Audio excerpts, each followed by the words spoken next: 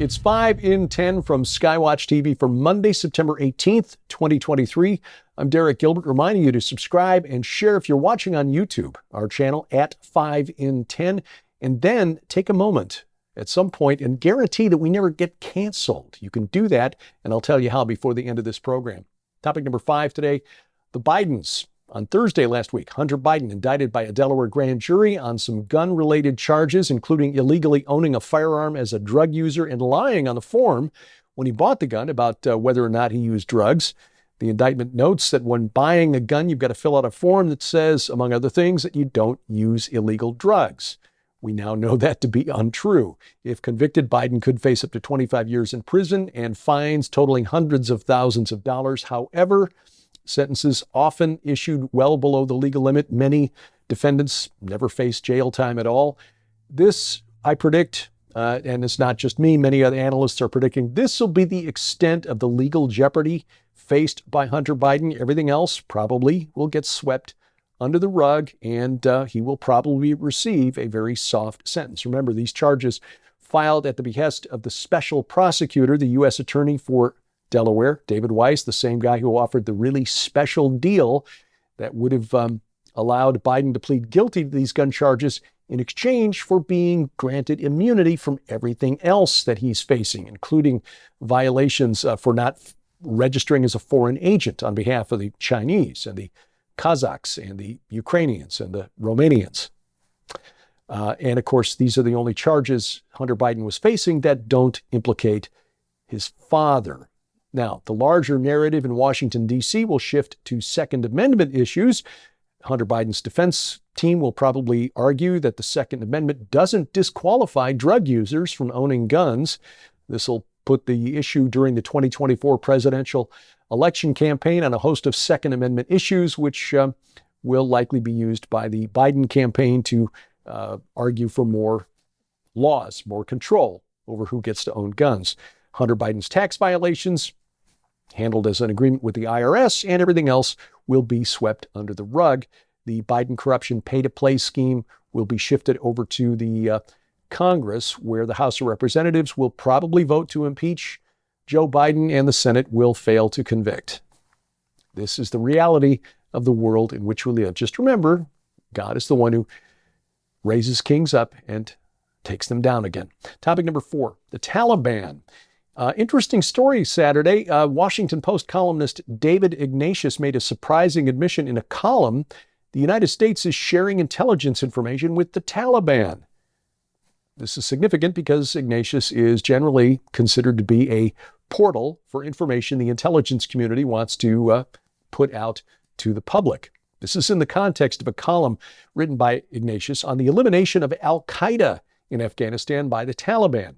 The U.S. intelligence community announced what amounted to an obituary for al-Qaeda in Afghanistan this month. Most people paid no attention to it because it just happened to coincide with the anniversary of 9/11, meaning it was probably politically motivated. So most people just said, okay, yeah, it's politicians doing what politicians do, trying to take credit for stuff. But Ignatius said, it's worth paying attention to because if true, it does show that the Taliban is playing an unlikely role as a counterterrorism partner.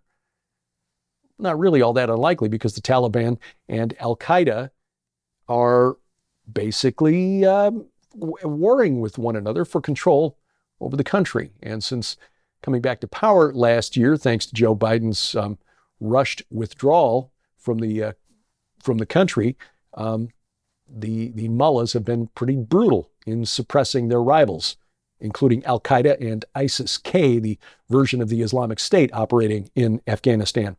Anyway, near the bottom of the column was the money quote. The CIA shares, and I'm quoting from the column now, shares counterterrorism information with the Taliban, a senior administration official said, but not targeting data or actionable intelligence, end quote. Just kind of in passing. We're sharing CIA intel with the Taliban, but don't worry, it's not actionable intelligence or targeting data. Why are we sharing information with the Taliban at all, is my question. Topic number 3, alien mummies, or non-human mummies, actually. This story popped last week out of Mexico when on Tuesday, UFO investigator Jaime Maussan shared two purportedly non-human sets of remains to the Mexican Congress, a hearing on unidentified aerial phenomena. According to Maussan, these two bodies were recovered from a mine in Cusco, Peru, and he claims they've defied all scientific explanations, with up to 30% of their genetic makeup still unclassified. Claims that the age of the specimens, about 1,000 years old. According to carbon dating done by the National Autonomous University of Mexico, the specimens, which have 3 fingers, lack teeth, and appear to have a unique vision system, not really being well received by the scientific community at large. Now, Maussan says whether they're aliens or not, we don't know. I'm just saying they were intelligent and lived with us. These should rewrite history. Well, these same remains made history back in 2017 and 2018. If you were watching us back then, you might remember we talked about these then. At the time, scholars denounced the bodies because they were made of manipulated human body parts. Maussan told Live Science that since that time, more tests have shown that the bodies are not human. No, I'm sorry. The x-rays revealed that these were, in fact, human skeletons that had been manipulated, essentially making very lifelike mummies, basically dummies that are supposed to represent aliens. In fact, whoever created these, very creative, but should be prosecuted for desecrating human remains. Topic number 2, NASA and UFOs. Another disclosure story over the last few days. Toward the end of last week, NASA was scheduled to announce the results of an independent study on unidentified anomalous phenomena. It's even a broader term than aerial phenomena. 2 words on the release that took place on Friday: nothing burger. Not really a surprise. This is intended as a distraction from something. What in the news should we be distracted from this week, do you think? Yeah, what else is going on in Washington, D.C.?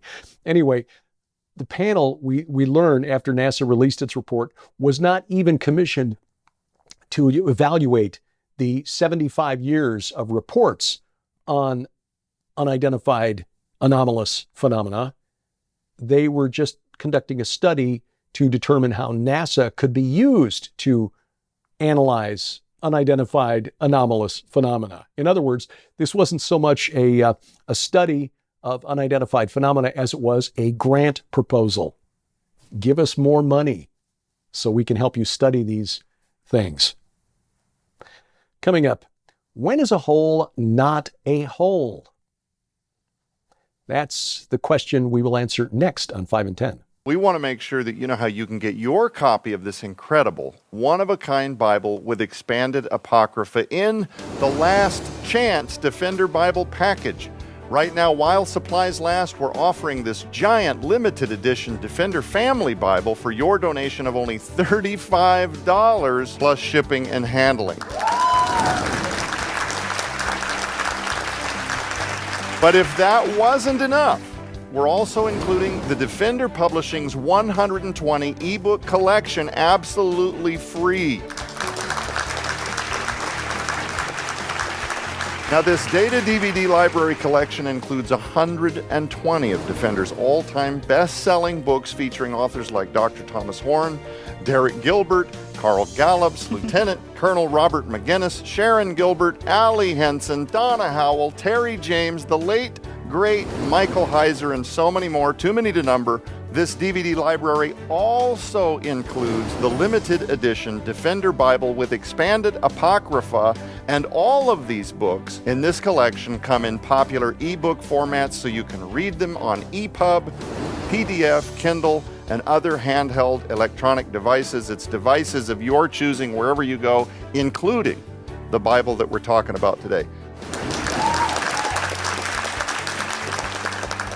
These items hold a retail value of $1,400 if you had to buy all of these ebooks separately. Yours now for your donation of only $35 plus shipping and handling, so don't delay. You can scan the QR code on your screen right now using the camera app on your phone for instant access to this special offer.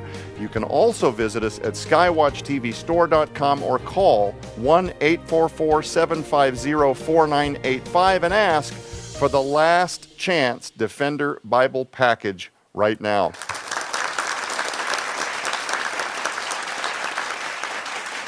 This would make a really, really amazing Christmas gift too for all of the people in your life that love to do research, or your pastor. So buy it now and save it and give it to them for Christmas. Oh, that's a great idea. That's a great idea. Just stash it somewhere. Yeah. Item number 1 today, a hole in Ireland. Puzzling, at least at first. An Irish TV station, Virgin Media News, broadcast a segment last Wednesday about a mysterious crater at a local beach north of Dublin.